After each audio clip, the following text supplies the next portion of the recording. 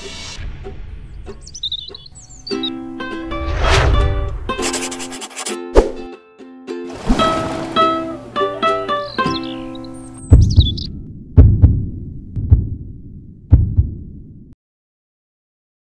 tarde a todos. Boa tarde. Nós estamos reunidos para iniciarmos o nosso estudo de hoje da obra A Gênese, de Allan Kardec. Nós estamos no capítulo 17, Predições do Evangelho. Hoje nós vamos estudar a parábola dos vinhateiros homicidas. Divino amigo Jesus, tivemos a alegria de poder fazer essa viagem nos textos sagrados, poder ter te ouvido na parábola daqueles que deveriam ser responsáveis pela vinha e trazemos a lição, Jesus, para cada um de nós. Foi muita água. Saciamos a nossa sede. Nos alimentamos desse banquete. Estamos abastecidos. Que nós possamos, fortalecidos no Teu Evangelho, temos força para lutar contra o mal que ainda habita em nós. Ajuda-nos a ser amorosos, amigos, companheiros. Ajuda-nos a silenciar no momento exato. Ajuda-nos a superar as nossas fraquezas, prazeres materiais. Ajuda-nos a aprender a amar o nosso semelhante acima de qualquer sensação. Muito obrigado, amor de nossa vida. E muito obrigado a todos vocês, amigos espirituais, que com tanta amorosidade, em nome de Jesus, nos inspiraram e conduziram o nosso trabalho dessa tarde. Muito obrigado, amor de nossa vida. Nós vamos ler aqui na tradução de Lemaitre de Sacy. Logo depois, você me permite, nós vamos ler a tradução que está na Bíblia de Jerusalém. Se vocês perceberem, está assim, olha, Mateus também 21, capítulo 21, de 33 a 41. Nós vamos para a tradução, vamos pegar a tradução da Bíblia de Jerusalém, vamos ler o versículo 33 e depois nós vamos ler aqui as anotações do professor Denizar, tá? Então eu vou direto para o Novo Testamento. Vou ler então a partir do 33, tá bom? Parábola dos vinhateiros homicidas. Logo aqui na Bíblia de Jerusalém, ela tem uma nota. Ele diz assim, uma nota muito interessante. Não é bem uma parábola, mas sim uma alegoria. Porque cada pormenor da narrativa tem sua significação. O proprietário, se você quiser anotar no livro A Gênese, faz muito sentido. O proprietário dessa parábola é Deus. A vinha é o povo eleito. O povo eleito é quem? O povo de Israel. A vinha é o povo eleito de Israel, né? Então, os israelitas, né? A vinha é o povo. Os servos dessa parábola são os profetas. O nosso Augusto até falando que Kardec está explicando, nós sabemos, mas é para nós fazermos o link e entendermos que Kardec não era bobo não, entendeu? Ele sabia o que estava sendo feito. São os profetas. O Filho é Jesus. O Filho é Jesus, e ele coloca: ele, Jesus, foi morto fora dos muros de Jerusalém. Porque na parábola o filho será morto. Então ele coloca o filho, que é quem? É Jesus, será morto fora dos muros de Jerusalém. Anota isso daí, que isso é interessante. O filho é Jesus, vírgula, morto fora dos muros de Jerusalém. Os vinhateiros homicidas são os judeus infiéis. Os vinhateiros são os judeus infiéis. O outro povo que se refere também nessa parábola, o outro povo é quem? A quem será entregue a vinha? São os pagãos, que também você pode chamar de gentios. O gentio é o quê? É o povo, são os estrangeiros. Partindo do princípio, se eu for um israelita. Então, é como se eu chamasse, eu sou brasileiro. Todo mundo que está fora do Brasil é chamado de gentio. Os pagãos, aquela criatura que adora vários deuses. Então, o outro povo a que a parábola vai se referir, a quem será entregue a vinha, são os pagãos e os judeus infiéis. Qual é considerado um judeu infiel? O que não está adorando a um Deus. Então vamos lá. Vamos ver agora a parábola? Parábola dos vinhateiros homicidas. Isso é Jesus, tá? Anotação de Mateus. Escutai outra parábola. Havia um proprietário que plantou uma vinha. Quem é o proprietário? Deus. Já escreve aí em cima. Deus. Em cima do proprietário. Deus. Cercou-se com um sabe. Você sabe o que é o sabe? É como se fosse uma cerquinha. Que pode ser de plantação, pode ser de tabique, tá? Uma cerca mesmo. Cercou-se com um sabe, abriu-se nela um lagar, casa onde há aparelho para esmagar uvas ou azeitonas para fazer vinho ou azeite.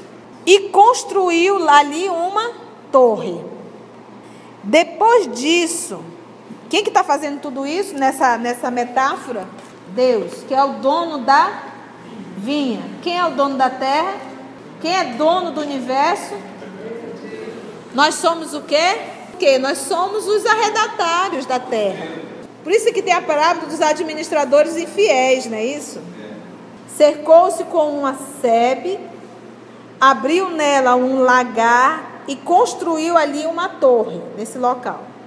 Então você vê que ele deu o terreno, construiu a torre e construiu também o lagar, ou seja, toda aquela aparelhagem para ele fazer. Então deu tudinho, deu tudo. Não é assim? Ele prepara o planeta Terra, coloca o oxigênio, coloca o alimento, coloca as frutas, coloca a verdura, coloca legume, coloca a água, dá um corpo para a gente perfeito. Não fui eu que criei nada disso. Ainda me sinto no direito de me achar dona. Olha só, você vê que ele preparou tudo. Depois disso, arrendou-a a vinhateiros. Deu a quem? A nós. Isso cabe hoje. Somos povo. E ele diz aqui: depois disso, arrendou a vinhateiros e partiu para o estrangeiro. Deixou a criatura realizar o seu trabalho. Chegada a época da colheita, qual é a época da colheita? Trazendo isso para o nosso dia de hoje. A hora da desencarnação. É a hora de você devolver. Vamos ver como foi a tua administração num terreno que não era teu, era um empréstimo. Prestar a conta. Fechar para o balanço. Chegada a época da colheita, enviou seus servos aos vinhateiros para receber os seus frutos. Porque se o pai arrumou tudo, era para o menino plantar uva. Tinha uma função. Os vinhateiros, porém, agarraram os servos. Isso aqui, Jesus tentando, eu trago para o dia de hoje, Mas Jesus estava comentando isso aqui para a realidade daquela época, do que estava acontecendo. Os vinhateiros, porém, Quem são os vinhateiros? Os judeus infiéis, dentro da parábola. Os vinhateiros, porém, os judeus infiéis, agarraram os servos. Agarraram os servos. Os servos são os profetas. Espancaram um, mataram outro e apedrejaram o terceiro. Falando aqui dos profetas. A gente teria que estudar para saber o final de cada um. Enviou de novo outros servos, em maior número do que os primeiros, mas eles os trataram da mesma forma. Se eu pegar essa parábola hoje e trazer para o nosso século, mudou? Não. Continua enviando profetas, e nós continuamos fazendo com os profetas o mesmo que fizemos há 2.000 anos atrás, há 3.000 anos atrás. Quando vem um enviado desse, a gente critica, a gente julga, a gente maldiz. Basta ver o que aconteceu com o nosso irmão Bezerra, com o nosso irmão Franciscano Xavier, com o nosso querido irmão Francisco de Assis, com a nossa irmã Dulce, com a nossa Madre Teresa, com Gandhi. Essas almas continuam vindo e nós continuamos o quê? Apedrejando. Você vê que não muda. Jesus ensinava, porque só lições grandiosas conseguem ser simples. Os vinhateiros, porém, agarraram os servos, espancaram um, mataram o outro e apedrejaram o terceiro. Enviou de novo outros servos, em maior número do que os primeiros, mas eles os trataram da mesma forma. Por fim, enviou-lhes o seu filho, imaginando, diz que Deus imagina, respeitarão meu filho. Os vinhateiros respeitarão meu filho. Respeitou? Por fim, enviou-lhe o seu filho, imaginando, respeitarão meu filho. Os vinhateiros, porém, vendo o filho, quem são os vinhateiros? Os vinhateiros, os judeus infiéis. Porém, vendo o filho, Jesus, confabularam: este é o herdeiro, vamos, matemo-lo e apoderemo-nos da sua herança. Agarrando-o, lançaram-no para fora da vinha e o mataram. A vinha aonde? Foi fora de Jerusalém. E o mataram. Então Jesus está contando isso aqui antes de ter dado o testemunho, viu? Nada disso aconteceu. E ele está contando já a parábola do que vai acontecer. Ele está falando do futuro. Porque nós estamos estudando o quê? Predições do Evangelho. Dentro da Gênesis, nós estamos das predições do Evangelho. Então, lembra que nós estudamos logo atrás aquelas pessoas que têm a capacidade de ver o futuro? Sim. Como é que dava o nome? Teoria da presciência. Nós estudamos bastante. E agora ele vem abordar a presciência do nosso Senhor Jesus, que é falar do futuro. Ele está aqui falando. Aconteceu tudo sem tirar e sem pôr uma vírgula. Mesmo jeitinho. Continua ele. O mataram. Pois bem, quando vier o dono da vinha, que fará com esses vinhateiros? Responderam. Certamente destruirá de maneira horrível esses infames e arrendará a vinha a outros vinhateiros, que lhe entregarão os frutos no tempo devido. Então, quando Jesus acabou com a parábola, ele perguntou, ele faz a pergunta: pois bem, quando vier o dono da vinha, que fará com esses vinhateiros? Jesus falou a parábola todinha e joga a pergunta, porque ele está contando. Aí eles disseram o quê? Certamente destruirá de maneira horrível esses infames e arrendará a vinha a outros vinhateiros, que lhe entregarão os frutos no tempo devido. Porque ele contou toda uma parábola, no final ele fez uma pergunta. Quem deu essa resposta aqui eram os ouvintes. Parábola dos vinhateiros homicida. Aí vamos ver a parábola que nós acabamos de ler. Havia um pai de família que, tendo plantado uma vinha, a cercou com uma sebe, que é esse tabique, né? Cavando a terra, fez uma cerca. Construiu uma torre, arrendou-a depois a uns vinhateiros e partiu para um país distante. Ora, estando próximo o tempo dos frutos, enviou ele seus servos aos vinhateiros para recolher o fruto da sua vinha. Os vinhateiros, apoderando-se dos servos, deram num, mataram outro e a outro apedrejaram. Enviou-lhes ele outros servos em maior número do que os primeiros, e eles os trataram da mesma maneira. Por fim, enviou-lhes seu próprio filho, dizendo de si para si: ao meu filho, eles terão algum respeito. E é tão interessante, era tão lúcido, Jesus sabia verdadeiramente o que ia passar, que no Antigo Testamento já estava escrito. Messias sofredor. A raça ia tratá-lo daquela forma, mas era necessário vir. E até hoje, 2000 anos depois, nós falamos de Jesus. E nunca mais deixaremos de falar. O que nos falta é vivê-lo. Quantas pessoas hoje que têm aversão à religião não estiveram envolvidos na Inquisição, não sofreram perseguições, maltratados, às vezes era matado família inteira, só para confiscar o bem em nome de Deus.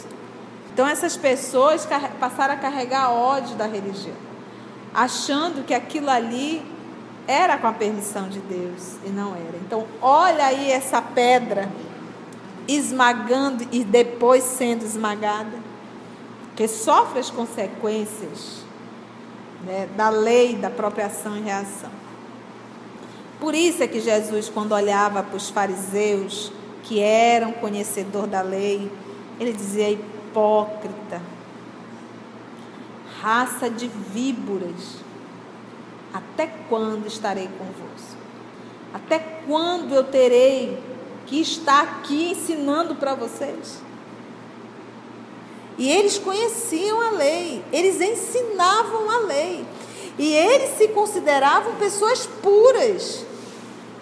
Hipócritas, sabendo que eles não viviam nada, se aproximavam das mulheres viúvas para confiscar os seus bens. É igual quando a gente fala da Igreja Católica. A gente acha que a Igreja Católica ainda acredita no céu, no inferno, isso que... Sim, quem não estuda acredita. Mas realmente, o que estuda a teologia, mesmo sendo um católico, ele já não vê dessa forma. Então, da mesma forma, um judeu. Tem judeu, rabino, que acredita na reencarnação. Não é que acredita, ele sabe. Tem rabino que já entende que Jesus realmente era o Messias. Ou seja, a cabeça mais aberta, mais lúcida. E tem um fanático, né? Em todas as religiões. O ortodoxo, Continuando aqui. Ao meu filho eles terão algum respeito, mas os vinhateiros, ao verem o filho, disseram entre si: aqui está o herdeiro. Vinde, matemo-lo e ficaremos donos da sua herança. Era o que eles queriam. E, com isso, pegaram dele, lançaram-no fora da vinha e o mataram. Tirando de Jerusalém, né, levando para o Monte da Caveira, né, e ali matando fora dos muros. Porque lembra que o templo de Jerusalém, porque lembra que ele é judeu, da tribo de Judá, filho de Davi. Jesus está vinculado ao judeu, porque ele é da tribo do sul. Então é considerado que Deus estaria onde para eles? Ele está falando para esse povo, ele não está falando para o samaritano. Então, para esse povo, onde Deus estava? No monte Sião.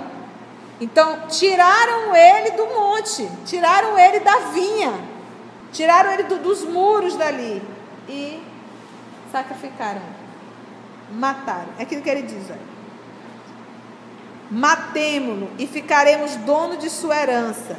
E com isso pegaram dele, lançaram-no fora da vinha e o mataram. Lembra da vinha? Foi feito um cerco, né? Tudo arrumadinho ali para fazer o trabalho da vinha. É uma simbologia também. Deus vê o planeta Terra, esse processo de renovação, como uma vinha. E quando ele vai falar do Espírito, ele diz que o Espírito tem a cor do rubi. Rubi, vermelho, vinho. Fazei brilhar a vossa luz. E é muito interessante quando nós vamos conhecer, mas como temos uma oportunidade de ir até um espaço desse, conhecer, a impressão que você olha para um pé de uva é que ele morre e renasce, ele morre e renasce, ele morre e renasce. Porque quando ele termina a safra dele, parece que ele morreu totalmente, ele é poldado, fica só um galinho, não tem uma folha. E ele parece que está morto. Aí vem novamente o período, e aí ele vem ressurgindo. É a coisa mais linda. E o trabalho que dá para tirar, o tempo, ser socado, né, passar para tirar dali o sumo, todo esse processo de provação, de expiação. Então, e por isso que no livro dos Espíritos, os Espíritos pediram a Kardec para colocar qual símbolo? A vinha. Como é que dá o nome? A cepa. Ele vai explicando a cepa, os frutos, ele vai explicando tudinho o que significa. Novamente voltando à simbologia do Antigo Testamento, né? Coloca a vinha, que é o símbolo do trabalho do Senhor na terra. Livro dos Espíritos. Ali é a pedido dos Espíritos que Kardec colocou aquele parreira, isso, é parreira. Quando o dono da vinha vier, como tratará esses vinhateiros? Responderam-lhe: fará que pereçam miseravelmente esses malvados. Responderam-lhe. Lembra que aqui é Jesus fazendo. Jesus contou uma parábola. Os príncipes estão lá ouvindo, os doutores da lei. E aí Jesus faz essa pergunta: quando o dono da vinha chegar, como é que vai tratar os vinhateiros? Aí o povo já respondeu, né? Fará que pereçam miseravelmente esses malvados e arrendará a vinha a outros vinhateiros, que lhe entregue os frutos na estação própria. Essa resposta aqui era óbvia. Por quê? Porque era hábito daquele povo ter o dono da terra, ele realmente contratar um administrador, né? E diz: olha, tu planta aqui, tu vai escolher e nós vamos ver no finalzinho quanto que você plantou. Eu tiro minha parte, você ganha a sua parte também. Então isso aqui era um trabalho comum. Se a criatura não foi fiel a isso, vai ter que arrancar da criatura e dar para outra pessoa que vai fazer o serviço. Aqui é um trabalho de... aqui é como se fosse assim, olha, o Senhor está te dando a oportunidade e tu não estás sendo fiel ao compromisso assumido. Na parábola do talento também não deixa de ser, né? Deus nos dá talentos e nós não sabemos aproveitá-los para o nosso progresso espiritual. Exatamente, porque foi infiel. Exatamente, foi infiel. Que lhe entreguem os frutos na estação própria. Anotação de Mateus. Nessa época ele se referia realmente, como ele disse, o povo escolhido era os irmãos da raça, os judeus, escolhidos para aprender e ensinar. Eles foram fiéis? Não. Deles foram tirados e foi dado aos gentios. Fazendo uma comparação das raças exiladas, né? Eu acho que não caberia tanto, porque a raça exilada era uma raça que já conhecia, mas que perseverava no erro. Não era uma missão, é uma questão de realmente de renitência no mal. Mas quando nós estudamos A Caminho da Luz, quando ele fala das 4 raças que migraram, que vieram para o planeta Terra, que vieram do sistema de Capela, então vários planetas dentro desse sistema, não sabemos, ele foi dividindo raças. Ele colocou o povo denominado do Egito, o povo denominado judeus, os hebreus, o povo denominado os hindus. E qual é a quarta raça? A ariana. Aí parece assim, você subentende assim, então todos os egípcios eles estavam juntos. Não. Esse povo do Egito eram grupos que carregavam a mesma encrenca, que podem ter vindo de planetas diversos, dentro do sistema de Capela. Então, quando a gente pega o povo judeu, os hebreus, qual era a enfermidade deles? Eles conheciam as leis, mas eram muito orgulhosos. Nós temos os nossos irmãos hindus. Eles eram extremamente espiritualistas, mas eram extremamente egoístas, fechando em casta. Então, talvez muitos de nós possamos ser os futuros hindus, que conhecemos muito de espiritualidade, mas não somos caridosos, amorosos para com os outros. Fechamos em casta.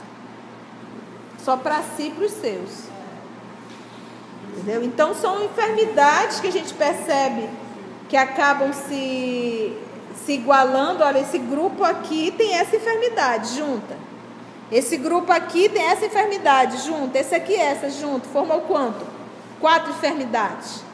4 raças. Esse grupo aqui vai para o Egito. Vai ser chamado agora de egípcio. Esse grupo aqui vai reencarnar na Síria. Será chamado de hebreus. Esse outro aqui vai ser chamado de hindus. E esse outro aqui, que era a raça mais revoltada com Deus. Revoltada por quê? Porque não aceitava o exílio. Mas foi a única raça que se misturou, que saiu se misturando com as outras. Porque os hindus não se misturaram, os egípcios não se misturaram, os hebreus, Deus o livre. Entendeu? Então, vamos ver aqui o comentário do professor? O pai de família é Deus. A vinha que ele plantou é a lei que estabeleceu. Os vinhateiros a quem arrendou a vinha são os homens que devem ensinar e praticar a lei. Os servos que enviou aos arrendatários são os profetas que estes últimos massacraram. Seu filho, enviado por último, é Jesus, a quem eles igualmente mataram. Como tratará o Senhor os seus mandatários prevaricadores da lei? Tratá-lo-ás como seus enviados foram por eles tratados, e chamará outros arrendatários que eles prestem melhores contas de suas propriedades e do proceder do seu rebanho. Assim aconteceu com os escribas, com os príncipes dos sacerdotes e com os fariseus. Assim será quando ele vier de novo pedir contas a cada um do que fez, da sua doutrina. Retirará toda a autoridade ao que dela houver abusado, pois ele quer que o seu campo seja administrado de acordo com a sua vontade. Após 18 séculos, hoje já 20, né? Chegado à idade viril, a humanidade está madura para compreender o que o Cristo apenas falou de leve, porque então, como ele próprio disse, não o teriam compreendido. Ora, a que resultado chegaram os que, durante esse longo período, foram encarregados da educação religiosa dessa mesma humanidade? A constatação de que a indiferença sucedeu à fé e de que a incredulidade se arvorou em doutrina, porque nessa época aqui de Kardec, a doutrina que mais se expandia era do materialismo. Mataram Deus. Deus não existe. Ainda mais o Deus que a igreja, na Idade Média, tentou impor. Com efeito, em nenhuma outra época, diz Kardec, isso aqui no século XIX, né? Com efeito, em nenhuma outra época, o ceticismo e o espírito de negação estiveram mais espalhados em todas as classes da sociedade. Mas se alguma das palavras do Cristo se apresentam encobertas pelo véu da alegoria, pelo que respeita à regra de proceder, às relações de homem para homem, aos princípios morais a que ele expressamente condicionou a salvação, seus ensinos são claros, explícitos, sem ambiguidade. Isso está no Evangelho segundo o Espiritismo, capítulo 15. Ele diz, olha, às vezes a gente não consegue entender algumas lições, mas tudo que se refere à moral, isso aí está bem claro. Perdoa 70 vezes 7. Oferece a face direita a quem te bateu na esquerda. Ama teu próximo. Isso aí está claro. Isso aí não tem como, não precisa interpretar, não, precisa viver. Que fizeram das suas máximas de caridade, de amor e de tolerância, das recomendações que fez aos seus apóstolos para que convertessem os homens pela persuasão e pela brandura? Que fizeram da simplicidade, da humildade, do desinteresse de todas as virtudes que ele exemplificou? Porque a igreja é riquíssima, milionária. Quantas maldades não foram feitas dentro dos templos católicos, dentro dos locais onde ficavam moças, meninas. Eu estou lendo um livro, a freira, a tradução é do Camilo Castelo Branco, a freira do subterrâneo, é um livro de Portugal mesmo, e ali está retratando história, fatos reais, na Idade Média. Tem hora que eu paro que eu não aguento, a tortura que elas passavam.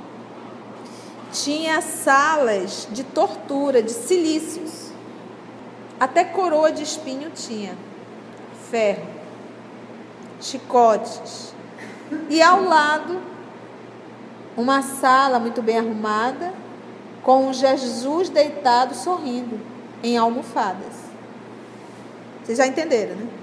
Elas tinham que servir os enviados de Deus, moças virgens. A gente pensa que não, mas existiu uma tortura assim horrenda. Tudo isso em nome de Deus. Essas pessoas que cometeram esse tipo de sacrilégio, com certeza tiveram que resgatar esses débitos. Algumas foram à loucura, alguma dessas jovens. E quando você entrava, não tinha mais volta. Porque não podia contar o que se passava ali dentro. E ninguém entrava. Porque a justiça era a igreja.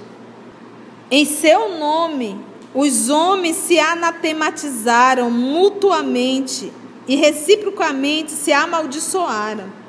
Estrangularam-se em nome daquele que disse: todos os homens são irmãos. Do Deus infinitamente justo, bom e misericordioso que ele revelou, fizeram um Deus ciumento, cruel, vingativo e parcial. Aquele Deus de paz e de verdade sacrificaram nas fogueiras, pelas torturas e perseguições, muito maior número de vítimas do que as que em todos os tempos os pagãos sacrificaram aos seus falsos deuses. Muito mais. Venderam as orações e as graças do céu em nome daquele que expulsou os vendilhões do templo e que disse aos seus discípulos: dai de graça o que de graça recebeste. Você imagina daí Lutero ter lançado todo o processo de contrapor, de protestar. Eles vendiam indulgências. Era um documento que vinha de Roma, né, do Papa, assinado. Então você vinha, se confessava, e aí eu dizia assim, na condição de um sacerdote, diz, olha, para você ser perdoado, adquira 30 indulgências. Aí a pessoa comprava, era dado esse documento, carimbado e assinado. E o Papa estimulava a venda das indulgências, que era para justamente ter o quê? Dinheiro. E Lutero ficou escandalizado porque ele via pessoas simples, que mal tinham dinheiro para se alimentar, comprar a indulgência e sair dali feliz, porque estava garantido o seu perdão de Deus a eles. E aí é tão simples. Dai de graça o que de graça recebeste. Você lembra o que fizeram na época da Inquisição? Era o povo que se dizia cristão. Então não é o problema do profeta que realizou. Lembra que mataram os profetas, aqui nós acabamos de ler? Continuam matando. A lei é clara. Então, se nós estudarmos realmente o Evangelho com o coração puro, com a vontade de aprender para viver, nós vamos ver. Mas eu já estudo o Evangelho com o intuito de ver aonde eu posso me beneficiar. E estudo o Evangelho para manipular outros corações. Mas isso não ficará em vão. Então, em verdade, quando nós olhamos para uma criatura que vende as coisas santas, isso deveria despertar em nós piedade, porque haverá prantos e ranger de dentes. E o tempo é muito curto. A gente enxerga, a gente vê, a gente percebe. Mas o nosso Senhor falou, só cego é conduzido por cego. Então o ignorante de ignorar, que não aprende, que não quer aprender, que não estuda, é um cego e deixa ser conduzido por outro cego. É por isso que nós não devemos oferecer coisas da terra, mas sim as coisas do céu. Às vezes, qual é o intuito de quem vai a uma igreja às vezes? Porque o cidadão falou, hoje será o dia da prosperidade, o dia do banho da não sei o quê. As pessoas vão, mas vão por interesse, não vão em busca de Deus. Então, se merecem. E mesmo às vezes o próprio pseudo-trabalhador espírita, que não estuda, quando a vida o chama a um testemunho, ele se revolta.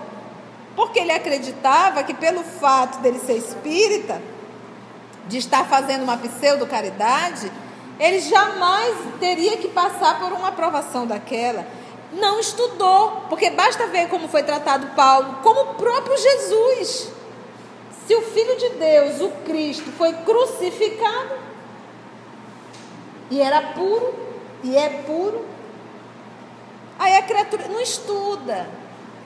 Então, as lições, os estudos, é para me dar base, me moralizar, para quando a dor bater na minha porta, porque vai bater de todos nós, não vamos nos sentir livres disso, faz parte da nossa evolução, seja a dor moral, seja a dor física, seja a dor da saudade, seja de que ordem for, a dor bate. Porque nós estamos em um planeta de provas e expiações. E somos espíritos que temos que passar por provas e expiações. Então o estudo não me livra, o trabalho, a caridade não me livra disso, mas me dá base e força para passar por isso. Sem reclamar, sem titubear, sem se desesperar, e ainda se curvando e dizendo, seja feita a tua vontade. Consolador. Porque passar por isso sem o Cristo é difícil. Passar por isso com o Cristo é um consolo. Por isso é que ele diz, o meu fardo é leve e suave é meu jugo. Agora experimenta passar tudo isso sem conhecimento do Cristo. É desesperador. Para finalizar, vem o último parágrafo que Kardec diz assim: que diria do Cristo se vivesse hoje entre nós?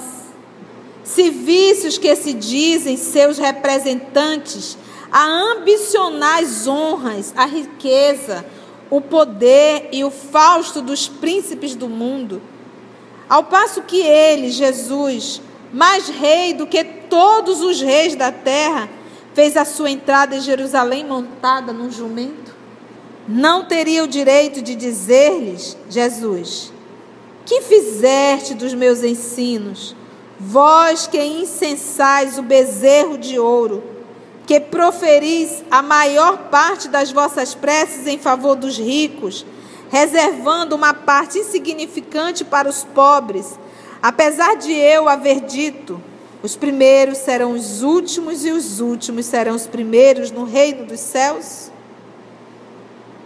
Mas se eles não está carnalmente entre nós está em espírito, e, como o Senhor da parábola, virá pedir conta aos seus vinhateiros quando chegar o tempo da colheita. Então agradecemos ao nosso Senhor Jesus por mais essa atividade. Até o nosso próximo encontro.